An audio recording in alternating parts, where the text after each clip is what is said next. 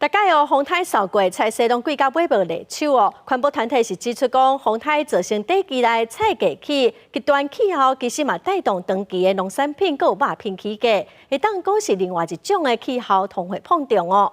有学者嘛建议政府应该量早做一寡大型的研究来应用。7月底，卡比风台升腾台湾，真侪菜色起价。天气除了造成地基菜价起，环保团体发现，极端气候也带动长期的农产品起价。亲像2021年到2023年期间，鱼仔起3.4倍，葱仔起4倍。为首是因为极端气候造成的气候同会碰撞。极端气候事件的确在推升物价。 而且消费者也担心，未来气候通膨会加剧，会影响到大家的荷包。有关于蔬果畜产也好呢，它的一个重大的影响，连带的也影响到我们食物的一个价格，那当然也影响到我们的荷包了。环保团体表示，可汗天气烧热等等极端气候，唔来直接致使农产品起价。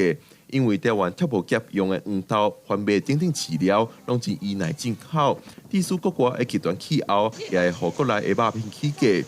亲像猪肉2021年到2023年，每公斤也起码19块。那我们必须要有很好的研究，我们必须要很好的这个数据的依据，啊。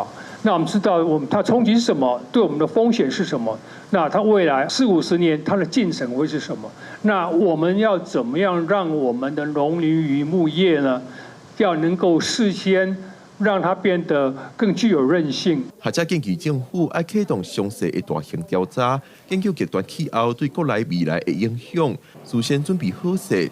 亲像若有详细的预测数据，咱就通互咱的农业大先准备改良、设备改善等等，提早因应风台、高温、大水雨、可旱者的威胁。记者郭林玉凯台北报道。